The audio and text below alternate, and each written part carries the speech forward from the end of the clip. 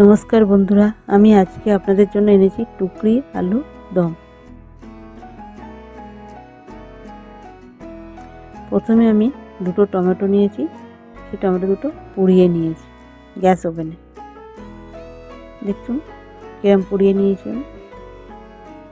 এবার এর খোলাটা ছাড়িয়ে নেব, যেটা কালো কালো হয়ে আছে এটা ছাড়িয়ে নিচ্ছি আমি।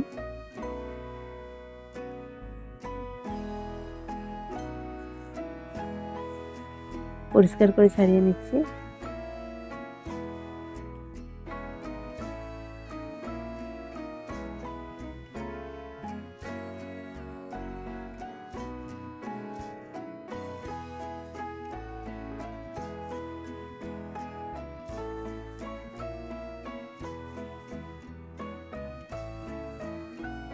এখন পরিষ্কার করে আমি ছাড়িয়ে নিচ্ছি খোলাটা।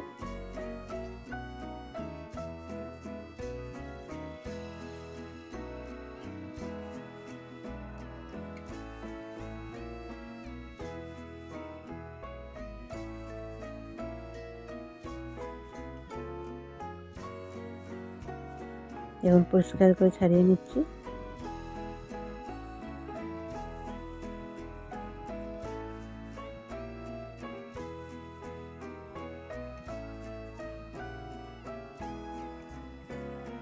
দুটো টমেটো নিয়েছি আমি।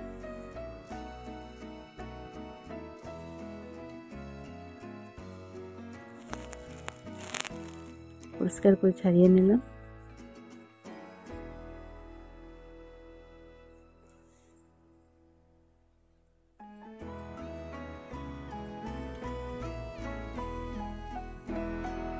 এবার আমি গ্রাইন্ডার নিয়েছি, টমেটো দুটো গ্রাইন্ডিং করে নেব।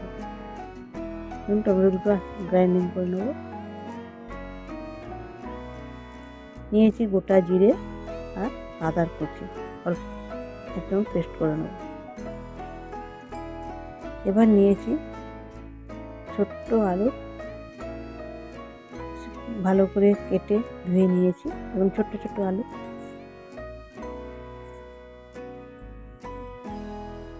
এবার নিয়েছি দেখুন জিরে আর আদা বাটা, টমেটো পিউরিটা আর ধনেপাতা কুচি,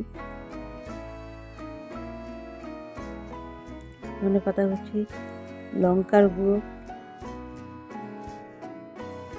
আর কাশ্মীরি লঙ্কার গুঁড়ো। দেখুন জিরে আদা বাটা, টমেটো পিউরি, ধনেপাতা কুচি, শুকনো লঙ্কার গুঁড়ো, কাশ্মীরি লঙ্কার গুঁড়ো। এবার কড়াতে তেল নিয়েছি, দিয়ে দিলাম ছোট এলাচ আর তেজপাতা আর দারচিনি।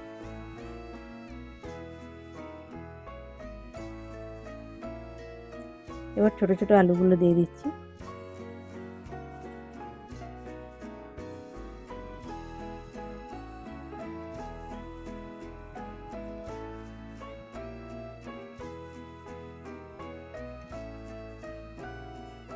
ভালো করে নাড়াচাড়া করে নিচ্ছি, আলুগুলো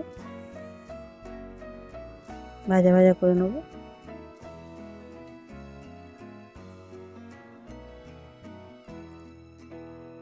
এবার দিয়ে দিচ্ছি জিরে আদা বাটা পেস্টটা দিয়ে দিচ্ছি।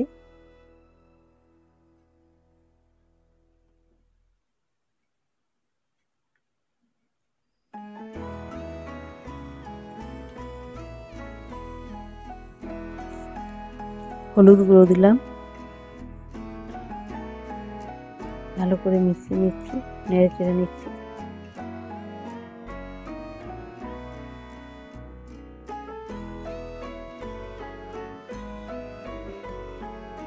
ভালো করে মিক্স করে নিচ্ছি জিরে আর আদা বাটার পেস্টটা দিয়ে।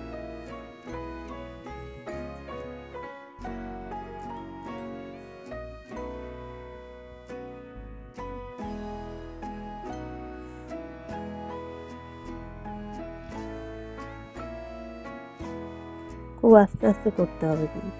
দেখুন টমেটো পেস্টটা নিয়েছি আমি, যে টমেটো পুড়িয়ে রেখেছিলাম গ্রাইন্ডার করে না, সেই পেস্টটা দিয়ে দেবো আমি। এবার পেস্টটা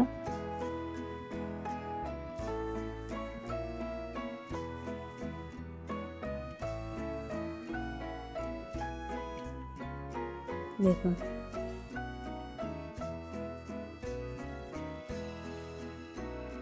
টমেটো পেস্টটা সব দিয়ে দিলাম, দিয়ে ভালো করে মিশিয়ে নেব।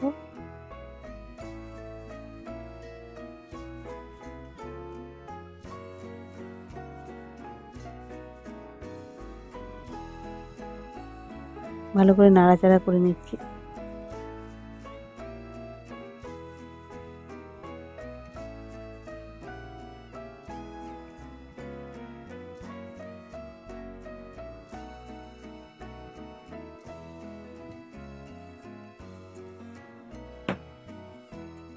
মশলাটা কষানো হয়ে এসছে, এবার দিয়ে দিচ্ছি আমি শুকনো লঙ্কার গুঁড়ো 2 চামচ।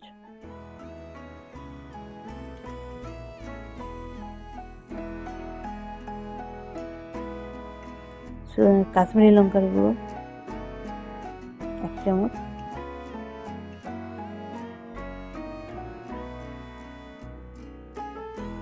দিয়ে ভালো করে মিশিয়ে নাড়াচাড়া করে নিচ্ছি।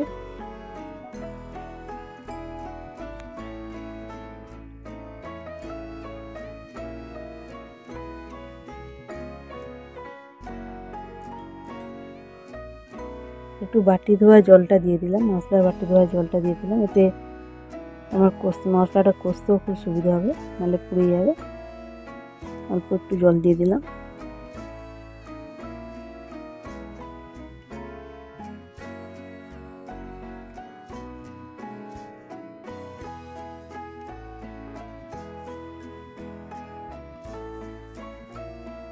ভালো করে নাড়াচাড়া করে নিলাম।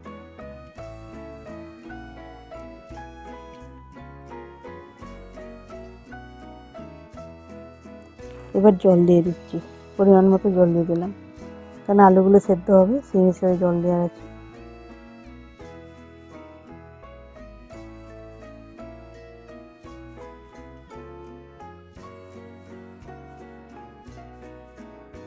এবার দিয়ে দিচ্ছি নুন,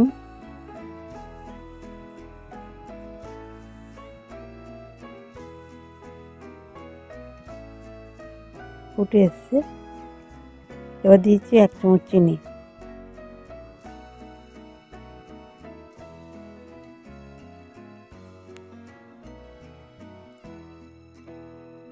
ভালো করে নাড়াচাড়া করে নিচ্ছি, প্রায় হয়ে এসছে।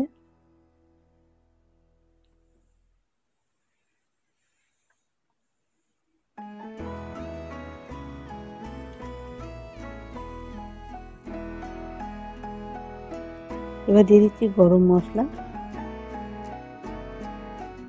1 টিস্পুন গরম মশলা দিলাম।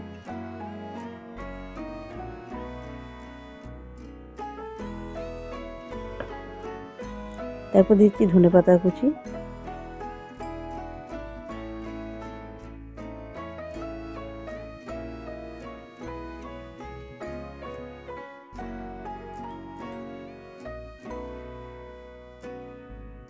দেখুন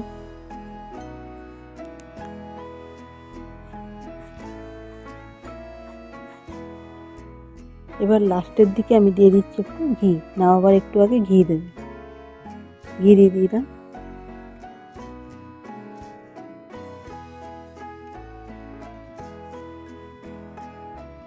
তরকারিটা হয়ে এসছে, এবার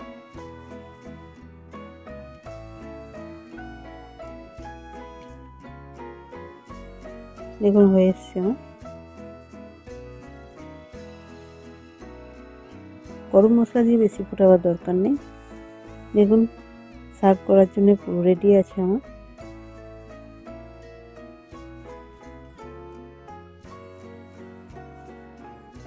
নমস্কার বন্ধুরা, যদি ভালো লাগে প্লিজ একটা শেয়ার, সাবস্ক্রাইব করবেন। আবার দেখা হবে। নমস্কার।